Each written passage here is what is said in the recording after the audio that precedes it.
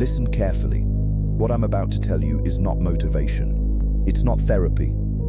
It's not another speech designed to make you feel good for 10 minutes before you collapse back into the same weak version of yourself. This is a reconstruction. For the next 21 days, I'm going to dismantle the man you are, piece by piece, and rebuild something colder, sharper, untouchable. Look around you. The world is full of soft men pretending to be hard, loud men pretending to be powerful, men who confuse noise with strength and emotion with conviction. They lose, quietly, predictably, endlessly. You were not built to join them. But somewhere along the way, you started apologizing for your ambition. You started shrinking to make weak people comfortable. You started begging for approval from people who wouldn't lift a finger if you were drowning. That ends now. Machiavelli wrote that it is better to be feared than loved if you cannot be both. But the deeper truth, the one they don't teach you, is this: be ungovernable. Be a man whose inner world cannot be entered, manipulated, or moved by anyone who hasn't earned the key. That is what we are building. A fortress, a mind no insult can crack, a spirit no betrayal can break, a presence so composed that weak men feel exposed just standing near you. Before we go any further, I want you to do something. Comment 2 words below. Just 2. I rise. Type it. Mean it. Because everything I'm about to teach you only works for the man who decides, right now, that the soft version of him is dead. Say it. Stamp it into the comments like you're signing a contract with your future self. Because the next 21 days are not a journey. They are a war, and the first enemy you'll defeat is the man you used to be. The death of the old you before you can become untouchable. Something has to die. The man who flinches at criticism. The man who explains himself to people who never listened. The man who performs, who pleads, who postures for crumbs of attention from a world that respects only those who don't need it. Kill him. Not metaphorically. Functionally. Cut him out of your decisions. Cut him out of your habits.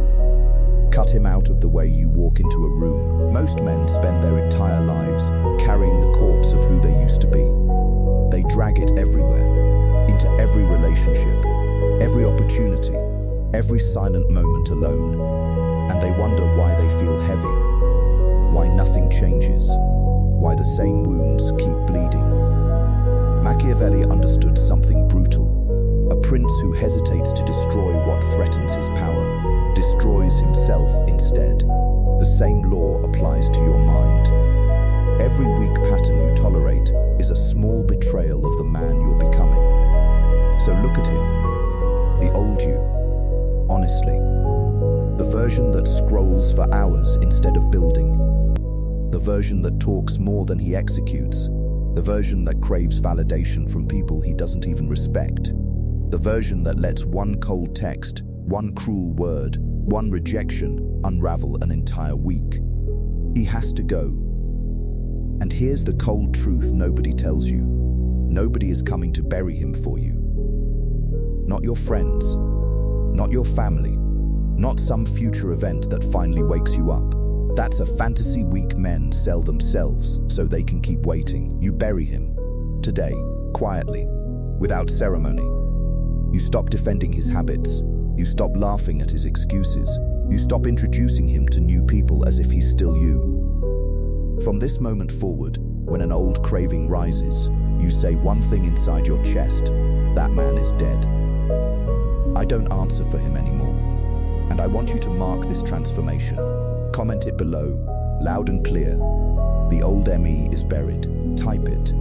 Let it settle in your bones. Because the man who walks out of these 21 days will not recognize the man who walked in. And the world will feel that shift before you ever say a word. The art of silence, the loudest man in the room is almost always the weakest. Remember that. Tattoo it into your mind. Because the world has trained you to confuse volume with power, expression with strength, reaction with confidence. All lies, all traps designed to keep you visible, predictable, and easy to manipulate. The untouchable man understands something the masses never will. Silence is a weapon. Not the silence of fear, not the silence of the man who has nothing to say. The silence of the man who has everything to say and refuses to spend it cheaply. The silence of the predator who watches before he moves. The silence of the strategist who knows that every word given freely is leverage handed to the enemy. Machiavelli wrote that men judge more by their eyes than by their hands. They watch, they calculate, they decide who you are within seconds of meeting you. And the man who talks too much, explains too much, justifies too much, hands them the entire map of his interior. Every fear, every wound, every weakness, wrapped neatly, delivered for free. Stop delivering yourself. When someone insults you, do not rush to defend. Let the silence sit. Watch them grow uncomfortable in the space your composure creates. A calm man under attack is the most disturbing thing a manipulator can encounter, because their entire strategy depends on your reaction. Deny them the reaction. Starve them. When someone questions your moves, do not explain. Explanation is the currency of insecure men. The lion does not justify his hunt to the sheep. He simply hunts. Your results will speak in a language louder than any defense you could ever construct. When someone tries to provoke you, breathe slower. Speak softer. Look at them the way a man looks at a child throwing a tantrum. With patience, with distance, with the quiet knowledge that nothing they do can reach you. This is dark power psychology in its purest form. People are not afraid of loud men. They are afraid of unreadable ones. The man whose face does not change. The man whose tone does not shift. The man who absorbs chaos and returns nothing but stillness. Train this daily, in small moments. When you feel the urge to overshare, don't. When you feel the urge to argue, don't. When you feel the urge to prove, don't. Let your silence do the work your words used to do badly. And watch what happens. People will lean in. They will wonder. They will respect. Because mystery is magnetic, and certainty without explanation is intimidating, in a way nothing else can replicate. Comment it below, brother. Burn it into your identity. My silence is my power. Type it. Own it. Live it. Because from this day forward, every word you speak will cost something. And the man who controls his tongue controls the room. Mastering your emotions are not your enemy. But they are not your master either. Right now, for most men listening, emotion is the steering wheel of their entire life. A bad text ruins a productive day. A cold look from a stranger plants a week of self-doubt. A single rejection rewrites their entire identity. They call this being human. I call it being a slave with extra steps. The untouchable man does not suppress his emotions. That's the lie weak philosophy teaches. Suppression builds pressure, and pressure builds explosion. No. The untouchable man commands his emotions. He feels everything, deeply, fully, completely. And then he decides what to do with it. Not the other way around. Understand this distinction, because it will change your life. Feeling is human, but reacting is a choice. The space between what you feel and what you do is the entire territory of power. Most men have no space. The stimulus arrives, the reaction fires, and they call it personality. It isn't personality, it's programming. Cheap, predictable, easily exploited programming. Machiavelli observed that fortune is a woman, and she favors the man who can master himself before he tries to master her. Translation: the world rewards composure. It punishes chaos. Every time you let anger drive your words, every time you let fear dictate your decisions, every time you let lust override your strategy, you hand the universe a reason to take from you, and it will, without hesitation. So train the gap, build the pause, when something hits you, when betrayal lands, when insult cuts, when desire screams, when fear whispers, you breathe. One slow breath, then another. You feel the emotion fully. You name it inside your chest. This is anger. This is shame. This is fear. This is hunger. And then, only then, you decide your next move. Cold men are not cold because they feel less. They are cold because they have built such a vast space between feeling and action that nothing can rush them. Nothing can move them. Nothing can extract a reaction they did not authorize. Understand the mechanics of dark psychology, and you'll see why this matters. Every manipulator on earth, every narcissist, every con artist, every enemy disguised as a friend depends on one thing: your inability to regulate yourself.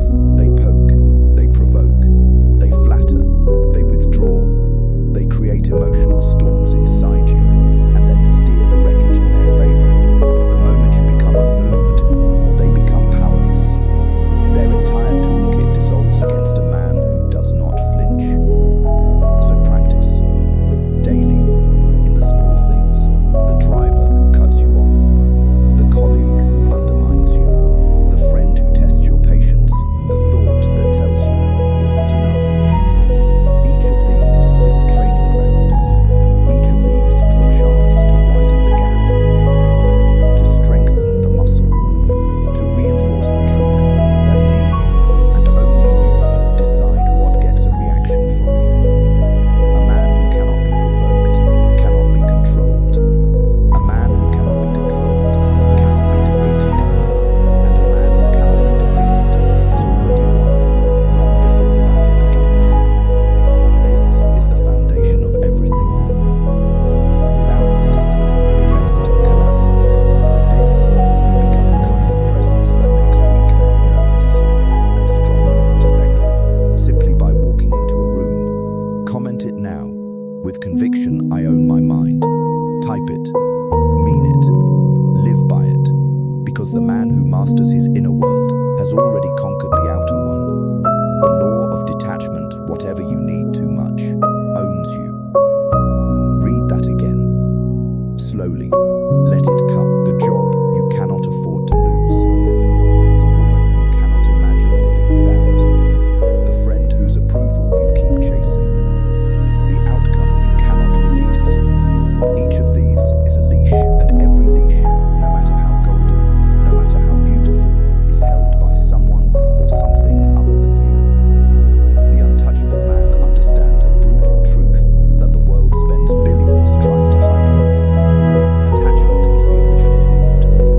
It is the crack through which every manipulator, every enemy, every fear, and every disappointment enters your life. Close the crack, and you become a fortress. Leave it open, and you remain a beggar dressed in expensive clothes. This is not coldness. This is not cruelty. This is not the hollow performance of the man who pretends not to care while quietly bleeding. Detachment is something deeper. It is the ability to want without needing, to love without depending, to pursue without grasping, to hold something in an open hand, fully aware that the wind may take it, and to remain whole either way. Most men cannot do this. They confuse intensity with attachment. They believe that loving harder means clinging tighter, that wanting more means needing more. That commitment requires desperation, and so they suffocate everything they touch. The woman pulls away, the opportunity slips, the friend grows distant, because nothing alive wants to be held by hands that are afraid. Machiavelli understood the political version of this law. He warned that the prince who depends entirely on the goodwill of others has built his throne on sand. The same law governs your inner kingdom. Depend too heavily on any single source for your happiness, your identity, your sense of worth, and you have given that source the power to destroy you. Not because they are evil, because that is what dependence does. It transfers the keys. Take them back. Begin with the small dependencies, because those are where the chains are most invisible. The need to check your phone every few minutes. The need to know what others think of your latest move. The need for constant stimulation, constant reassurance, constant noise to drown out the silence inside you. Each of these is a rehearsal of weakness. Each of these is a daily vote for the version of you that cannot stand alone. Sit with the silence, sit with the discomfort, sit with the absence of validation, and watch what happens. At first, panic, then restlessness, then slowly, something else. A stillness, a weight, a center of gravity inside your own chest that does not require anyone or anything outside you to hold it in place. That is the seat of untouchable power. From that seat, you can love without losing yourself. You can build without fearing collapse. You can lead without begging to be followed. You can lose, even catastrophically, and still walk forward. Because the part of you that cannot be taken was never on the table to begin with. This is the dark psychology of self-sovereignty. While the masses chase, you choose. While the masses cling, you observe. While the masses break at the first withdrawal of love, attention, or fortune, you stand exactly where you stood before. Unmoved, unshaken, unowned. People will sense this in you, even if they cannot name it. They will feel that you do not need them, and paradoxically, they will want you more for it. Opportunities will come to you with less resistance. Respect will arrive without you demanding it, because the universe, like every living thing, is allergic to desperation and magnetized to composure. Want everything, need nothing. That is the formula. Memorize it, rehearse it, become it. Comment it below with the weight of a vow: I need no one. Not as bitterness, not as isolation, as liberation. Type it, carry it. Let it rewrite the way you walk through this world, because the man who needs nothing is the man who can finally have everything. Reading people like books, most men walk through life blind. They look, but they do not see. They listen, but they do not hear. They meet a smiling face and assume a friendly heart. They receive a kind word and assume a clean motive. They trust the surface because the surface is easy, and reading the depths requires a discipline they were never taught. The untouchable man is not blind. He is a student of human nature. Every hour of every day, he watches what people do, not what they say. He measures the gap between their words and their actions, and in that gap he reads their entire soul. Machiavelli wrote that men in general judge by the eye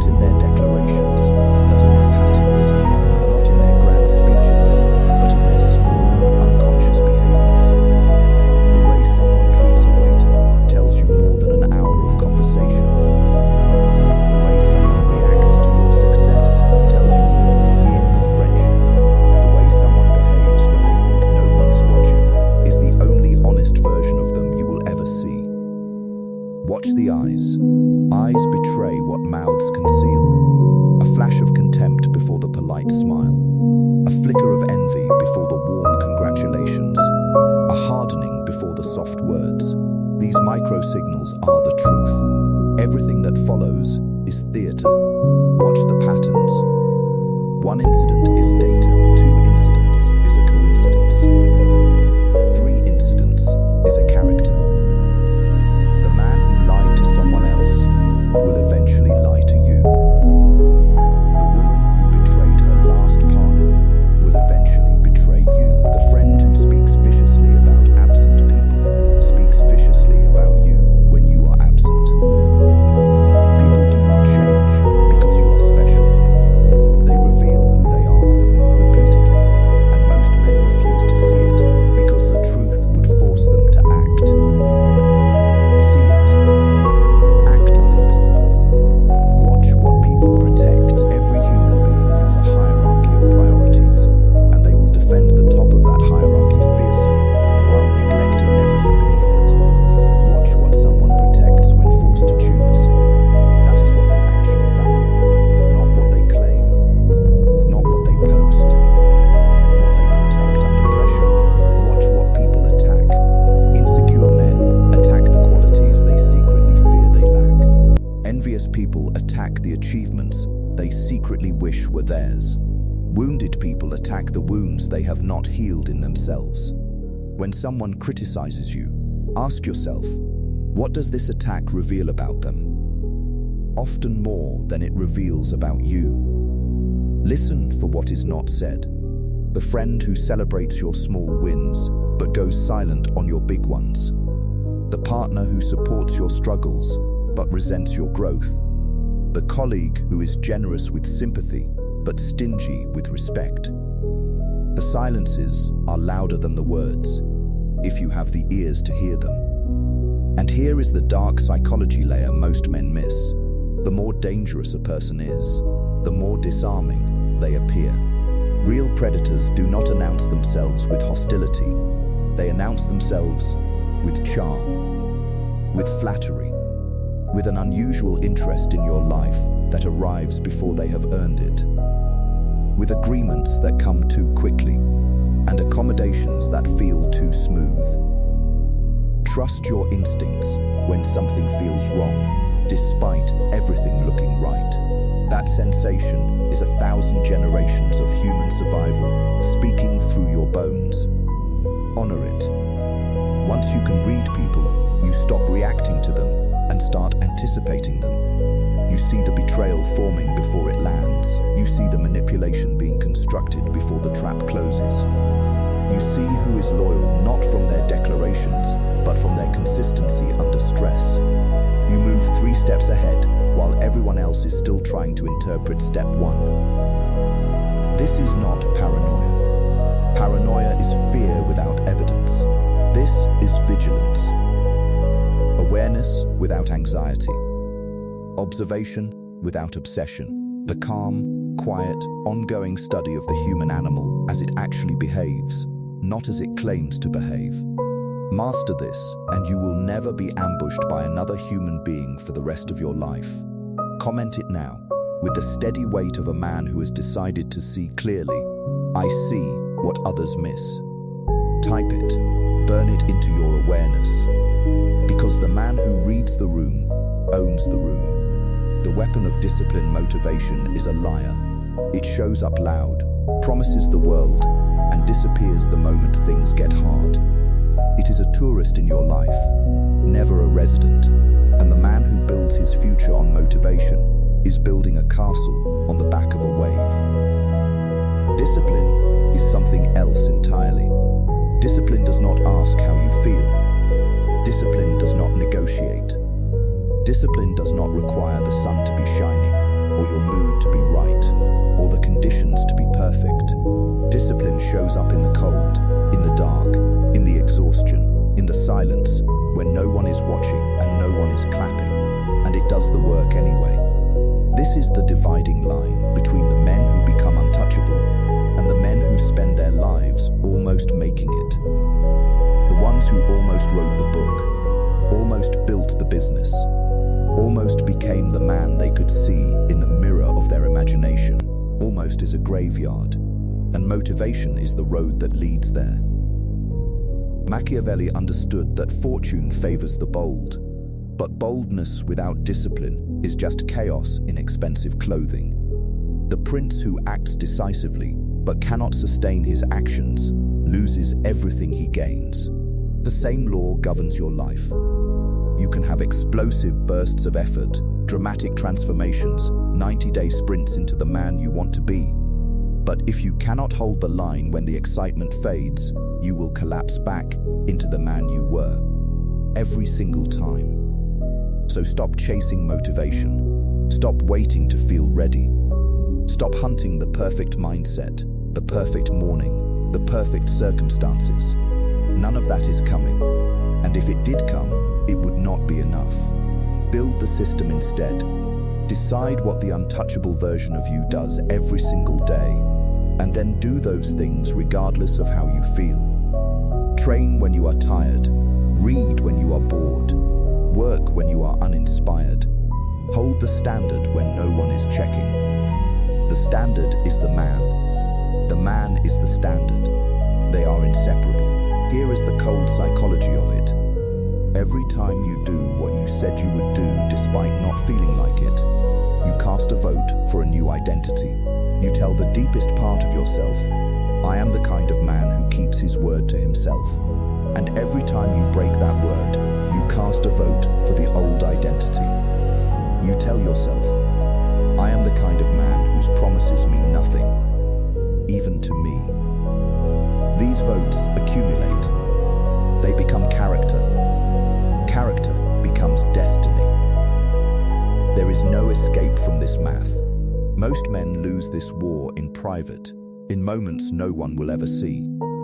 The skipped workout, the unread page, the delayed task, the scrolling instead of building. They tell themselves these moments are small. They tell themselves it does not matter. But the soul is keeping score, even when the conscious mind looks away.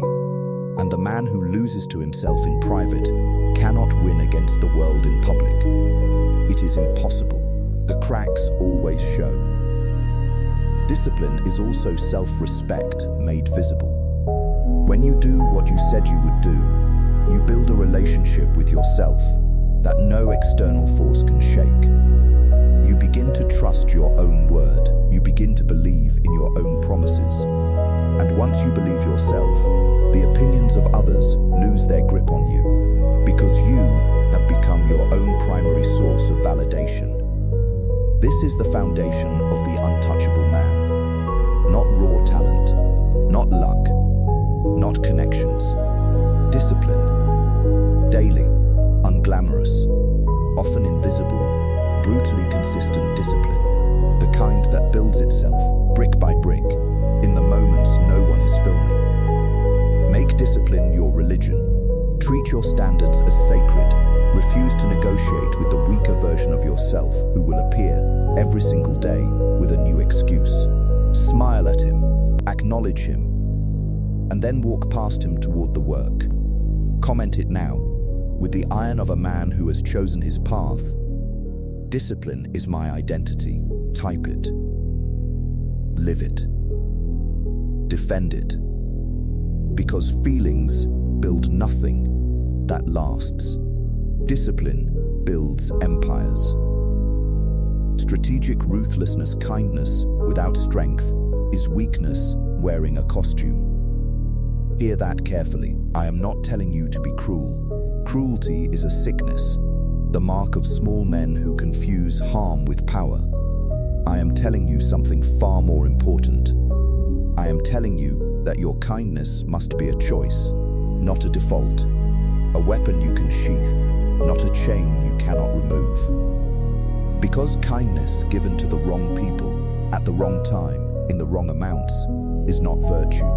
It is suicide in slow motion. The untouchable man understands the difference between mercy and naivety. Mercy is the strong man choosing not to destroy what he could easily destroy. Naivety is the weak man pretending he had a choice. The world respects the first. The world devours the second.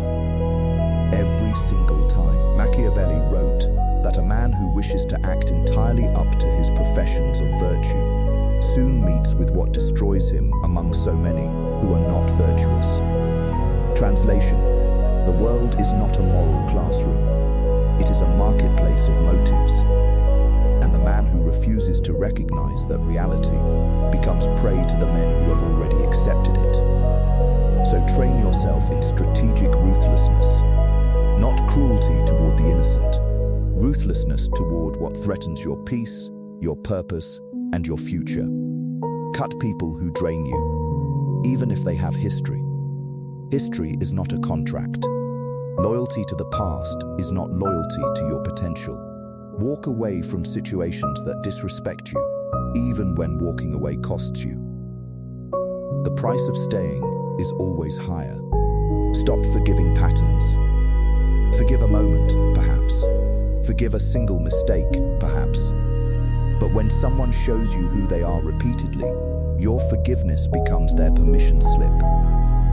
You are not healing them. You are funding their behavior with your suffering. And learn the hardest law. Some people in your life are quiet thieves.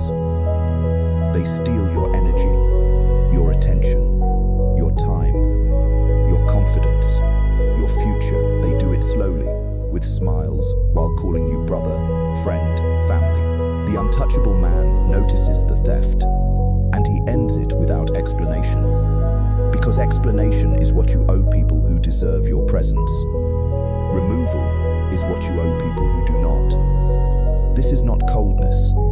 This is allegiance to your own becoming. You only have so many years, so many hours, so much energy. Spend them on people who multiply you, missions that build you, and battles worth winning. Everything else is a leak in the hull of your life, and a leaking ship reaches no shore. Be soft with the worthy, be steel with the unworthy, and develop the wisdom to know, instantly, which is which. Comment it now, with the calm conviction of a man who has stopped apologizing for his standards. I protect my peace. Type it, mean it, enforce it. Because the man who guards his inner kingdom inherits the outer one.